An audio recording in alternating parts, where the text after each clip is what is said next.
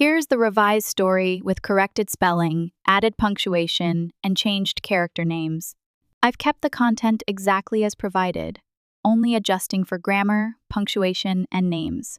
My parents announced at my son's birthday dinner that his college fund would go to my sister's child. My mother smirked. Your failure of a son would just waste it anyway. My sister shrugged. Of course, my child deserves it more. Then my husband chuckled. Funny, it's already paid. My parents screamed. In a quiet neighborhood in Maplewood, Ohio, Sarah Thompson lived with her husband and son. The morning sunlight streamed through the window, gently illuminating the faces of the family sitting at the kitchen table. Liam, have you finished your homework? Sarah asked her son while plating pancakes for breakfast. There was always warmth in her voice, and patience, cultivated from her years working at the library, shone through. 17-year-old Liam rubbed his sleepy eyes but still managed to smile. Mostly. The math yesterday was difficult, but I managed to finish it somehow. Sarah gently stroked her son's head. She had been working as a curator at the local Willow Creek Library for 10 years. Her job was to open doors to the world of books, and her family understood this best. Well done, David said, looking up from his newspaper. He worked as a programmer at an IT company and was known for his logical thinking and problem-solving abilities. It's just like programming, you solve one problem at a time.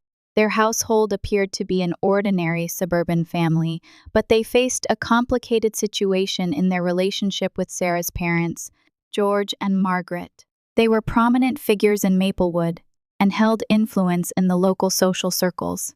As Sarah was preparing breakfast, the phone rang. The screen displayed the name Laura. It was Sarah's sister. She answered with a sigh. Sophie won first place in the math contest again. Her sister's excited voice echoed from the other end. Mom and Dad are so pleased. They said they're coming for dinner tonight. Sarah smiled but felt a small knot form inside. That's great. Congratulations. Please give my regards to Sophie. 15-year-old Sophie was Laura's daughter, referred to as the family genius. She won prizes in math contests, always placed in the top ranks at science fairs, and received tremendous support from her grandparents. In contrast, Liam only maintained average grades in school and was implicitly considered a failure by Sarah's parents. After ending the call, Sarah gazed out the window. The neighboring houses stood quietly in the morning light. She remembered her own childhood. George and Margaret had always favored Laura.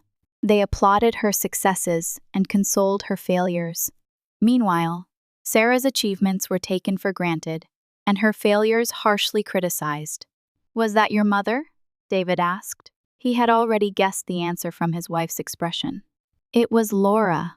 Apparently, Sophie won first place in something again, Sarah said, trying to appear calm. David took his wife's hand. Liam's worth isn't determined by his grades. He's a wonderful child. Liam had been diagnosed with a learning disability. Dyslexia made it difficult for him to read text, and it took him longer than usual to solve math problems. However, he never gave up. With David and Sarah's support, he learned at his own pace and gradually made progress. I know, Sarah said. We're proud of his perseverance. Surface-level grades don't matter in reality. Liam had a wonderful character. He was considerate of his friends and always extended a helping hand to those in need. He volunteered at the local animal shelter and sometimes taught sports to younger children. Sarah and David treasured their son's kindness above all else. On the other hand, contrary to her outward appearance, Sarah had heard rumors that Sophie was causing problems at school. There was talk about her bullying other students and cheating on tests. Of course, neither Laura nor their parents would believe such stories. In their eyes, Sophie was the perfect granddaughter and niece. That evening, while Liam was working on his homework, Sarah and David were relaxing in the living room. I need to talk to my parents about Liam's college fund, Sarah said. I'm worried about whether they're actually managing it as promised. They had been saving money for Liam's education since he was born so he could attend college. Initially, Sarah's parents had offered to manage the fund, claiming they knew better investment methods. Sarah and David, young at the time, had accepted the offer. David smiled mysteriously. "Don't worry. What do you mean?" Sarah tilted her head. "Trust me," David said. "Everything will be fine." Sarah sensed that David was keeping some secret, but she trusted him and didn't press further. The two sat close together on the sofa, gazing at the starry sky outside the window. Tomorrow was Liam's 17th birthday. A dinner party with the whole family was planned. Sarah hoped tomorrow would end as just a pleasant day. "Happy birthday, Liam." The private room at Bella's, Maplewood's most reputable Italian restaurant, was filled with warm light. A cake with "Happy 17th Birthday" Liam written on it was placed in the center of the table, with family gathered around. Liam smiled shyly, surrounded by his parents, grandparents, his Aunt Laura, and his cousin Sophie. He was dressed in a navy blue jacket and white shirt, an outfit his mother had selected for this special day. "Thank you, everyone," he said quietly. He seemed a bit more nervous than usual, but there was definite joy in his eyes. Sarah stood beside her son and placed a hand on his shoulder. "It's a special day, Liam. I'm so happy we can celebrate your 17th birthday with the whole family." The atmosphere of the upscale restaurant was more formal than usual, with soft light from chandeliers cascading from the ceiling and elegant art adorning the walls. It wasn't the most luxurious restaurant, but it was a special place for Maplewood residents. David raised his champagne glass. "Let's toast, Liam. You are our pride. We wish your future to be wonderful." As everyone clinked glasses, only George's expression remained hard. He participated in the toast formally, but his eyes were looking elsewhere, not at his grandson. Margaret was similar, hiding something behind a forced smile. "So, Liam?" Laura asked as the meal began. "Have you thought about college?" Sophie has already made a list of schools. Harvard and Yale are her top choices. Sophie nodded proudly and smiled toward her aunt and grandparents. She shook her perfectly styled blonde hair at her shoulders and gave Liam a condescending look. "Well," Liam hesitated a bit. "I'm thinking about Ohio State University or Belmont University. I want to study music and literature." "Music?" George suddenly raised his voice. "Do you think you can make a living with that?" "Dad," Sarah said quietly, "today is Liam's birthday. Please respect his dreams." Margaret gave a cold smile. "Dreams are dreams. Reality is much harsher, Sarah. We're just concerned." A moment of silence fell over the table. The tension eased slightly as the waiter brought the main dishes. Exquisite pasta and steaks were served, and the conversation shifted to topics about the food. However, before dessert was served, George suddenly stood up. He cleared his throat and drew everyone's attention. "We have a special announcement tonight." Sarah felt uneasy and looked at her husband. David maintained a calm expression, placing his right hand over his wife's. "We've been thinking about our grandchildren's futures," George continued. His voice carried authority, like announcing an important deal in a conference room. "We believe their education is the most important investment." Margaret also stood up and joined her husband, her face wearing a satisfied expression. "That's right. We believe we should make the best decisions for the family's future." Sarah felt her stomach tighten. She instinctively feared the sudden change in atmosphere. Regarding Liam's college fund, George said gravely, after careful consideration, "We've decided to give those funds to Sophie." The air in the room froze. The color drained from Liam's face, and Sarah gasped. "What are you saying?" Sarah stood up, her voice trembling. "That fund is for Liam. How could you take what we've been saving all these years?" Margaret smiled maliciously and said, "Face reality. If your son fails, it would just be wasted." "Sophie can make better use of those funds," Laura shrugged. There was a triumphant light in her eyes. "Of course, my child deserves it more. She has a brilliant future ahead." Liam sat in his chair with a hurt expression. His birthday had suddenly turned into an occasion where his worth was denied. Tears welled in his eyes. Sarah trembled with anger. What right do you have? That fund is what we, at that moment, David, who had been quietly eating, suddenly began to chuckle. At first, it was a small laugh, but it gradually grew louder. Everyone's eyes turned to him. How funny, David said calmly. There was strange confidence in his voice. It's already been paid for. What? George and Margaret exclaimed simultaneously. What do you mean? Laura asked, looking confused. David wiped his mouth with a napkin and slowly stood up. He was usually a quiet man, but now he was the calmest person in the room. It's simple, he said. Liam's college fund is already in a safe place. There's nothing left in the account that you can access. That's a lie, George shouted. His face turned red with anger. We manage it. That account is empty, David said quietly. Has been for years. Margaret collapsed into her chair. That can't be. We? The elegant private room of the restaurant was suddenly filled with chaos. A waiter peeked in worriedly from the entrance but quickly retreated. Liam stared at his father with a surprised expression. He didn't fully understand what was happening, but he found hope in his father's words. Sarah also stared at her husband. She had sensed he was keeping a secret, but she hadn't anticipated this development. David, she said in a small voice. David smiled gently at his wife. I'll explain later, but for now, let's celebrate our son's birthday. He picked up his glass again and said, Let's make a real toast to Liam's future. Silence fell over the room. George and Margaret were speechless with anger and shock, while Laura and Sophie were bewildered. But gradually, expressions of relief returned to Sarah and Liam's faces. That night, under the starry sky of Maplewood, the power dynamic within a family shifted significantly. Liam's 17th birthday became a night that no one would forget. 3 days later, a heavy atmosphere hung in the living room of Sarah's house.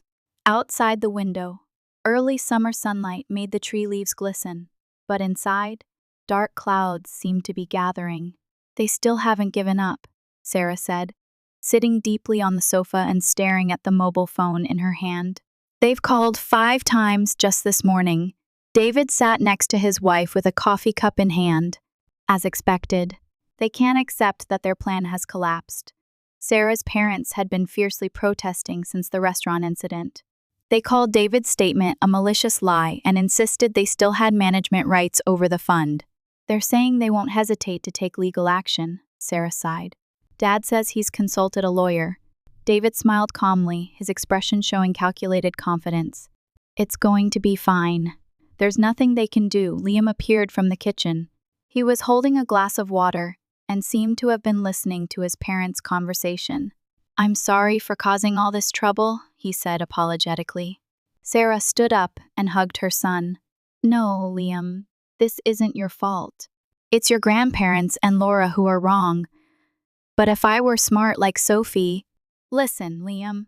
David looked into his son's eyes with a serious expression. A person's worth isn't determined by their grades alone. You have a wonderful character. That's what truly matters. Liam smiled weakly, but anxiety remained in his eyes. He hadn't been able to concentrate at school these past few days and hadn't been sleeping well. I knew grandparents didn't like me, but I never thought it would go this far, he said quietly. Sarah's heart ached. It was painful just to think about how much her parents had hurt her son. I didn't know either, she answered honestly, that they would do something like this. I can't forgive them. That afternoon the doorbell rang. When Sarah opened the door, her parents and Laura were standing there. Their expressions were stern, especially George's face, which was distorted with anger. We've come to talk, Margaret said coldly. Sarah invited them in, but her movements showed obvious tension. In the living room, David stood up to greet them. Liam had retreated to his room. Let's hear your explanation, David, George said in an intimidating voice. He was carrying a briefcase. If what you say is true, I want to see the evidence. David nodded calmly. Of course, George. But first, let me ask you, why did you suddenly decide to give Liam's education fund to Sophie? That should be obvious, Margaret interjected. Funds should be directed where the maximum return is expected. Sophie has talent, whereas Liam is, she trailed off. You mean ordinary? Sarah's voice trembled. Is that how you evaluate your own grandson? Laura frowned with displeasure. Face reality, Sarah. Sophie has already won multiple awards. What has Liam accomplished? He's growing as a person, David said quietly. I don't expect you to understand how valuable that is. George made no effort to hide his irritation and opened his briefcase. I didn't come here for a philosophical debate. Look at this. He took out legal documents and spread them on the table. According to this deed, the Educational Trust Fund is in our name. That means we have the right to decide how those funds are used. Sarah and David looked at the documents, but their expressions showed calmness rather than fear. That's correct, David agreed. But there's one problem. What? George said triumphantly. That account is empty, David smiled. I transferred the funds to a different trust 3 years ago. What? George raised his voice. That's impossible without our approval. No, it was possible, David said calmly. He took out his smartphone and opened an app. Take a look. This is Liam's current education trust fund. It's separate from the account you thought you were managing. The screen displayed a 6-figure number. Laura gasped, and Margaret's face changed color. This is illegal. George trembled with anger. Did you deceive us? David shook his head. I didn't deceive anyone. I just made a wise decision. I predicted that someday you might put Liam's future at risk. I'm a counselor, Sarah said quietly. I can see people's true nature. I always sensed that my parents constantly favored you, Laura, and looked down on Liam. Laura couldn't hide her distress. But Sophie needs the funds. She deserves to go to a top university. You should have saved for your own daughter, Sarah said coldly. Her voice contained years of anger and sadness. George grabbed the legal documents and shook them violently. Don't think this is over. We'll see you in court. Please do, David said calmly. He opened another file on his smartphone and showed it to them. This is a letter from my lawyer. According to him, you have no legal grounds. The transfer of funds was completely legal. Silence fell over the room. The blood drained from George and Margaret's faces, and Laura collapsed into a chair. Why would you do something like this? Margaret said in a trembling voice. To protect our family, David said. When you tried to threaten Liam's future, I had already taken measures to protect him. George was furious but had to recognize his legal defeat. Don't think this is over, he said in a low voice. As family, we have rights. Family? Sarah laughed. It was a cold, sad laugh. Have you ever treated Liam as family? Have you ever truly loved him? Laura stood up. Tears welled in her eyes. Sarah, you shouldn't say things like that. We are enough, Sarah said. We're done for today. Please leave. As the three left the house with dissatisfaction, Liam quietly came down from the second floor. He had heard most of the family conversation. Are you okay? He asked his parents. Sarah and David approached their son, and the three embraced. We're fine, Sarah said. Your future is protected. No one can take it away. Why didn't you tell me? Liam asked his father about the fund. David placed a hand on his son's shoulder. I didn't want to worry you. And sometimes, secrets are necessary. That night, Sarah's family felt more strongly connected than ever. The outside world was still harsh, and many obstacles still lay ahead of them, but they had trust and love for each other. That was a treasure more valuable than any education fund.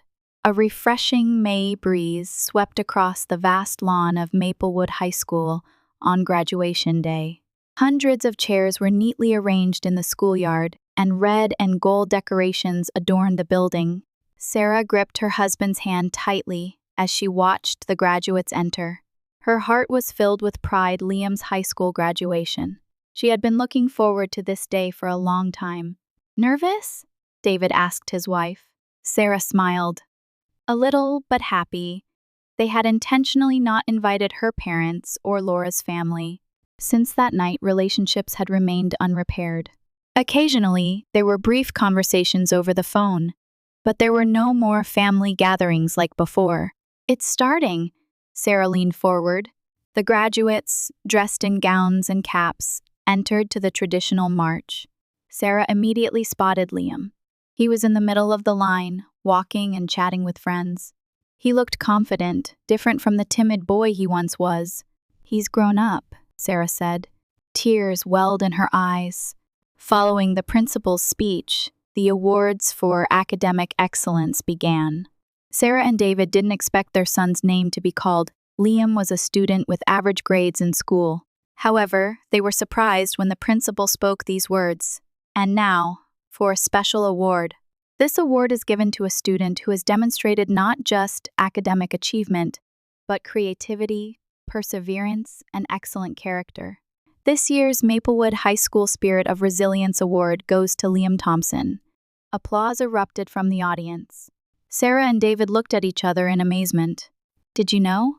Sarah asked her husband. David shook his head. "Not at all." He kept it a secret. As Liam went up to the stage, the principal placed a hand on his shoulder and continued into the microphone. "While facing learning disabilities, Liam has blossomed with his unique talents. His short story won first place in the state contest, and his musical compositions have been highly praised in the Young Composers program. Furthermore, his volunteer work at the animal shelter and support for children with dyslexia deserve commendation." Sarah put her hand to her mouth, unable to hold back tears. She hadn't known that Liam had been quietly nurturing his talents. He had been hiding his achievements, even from his family, fearing criticism. Liam received the trophy and gave a short speech. "I am truly honored to receive this award. I thank my parents for supporting me. They never doubted my worth and allowed me to grow at my own pace. I also thank Miss Jones for appreciating my work. I want to tell everyone that each person has different talents. It may take time to find them, but never give up." The venue was filled with warm applause. Sarah and David stood up and waved to their son. Liam found them and returned a bright smile. After the ceremony, Liam rushed to his parents. He proudly held up his trophy. "Surprised?" he laughed. Sarah hugged her son completely. "Why didn't you tell us?"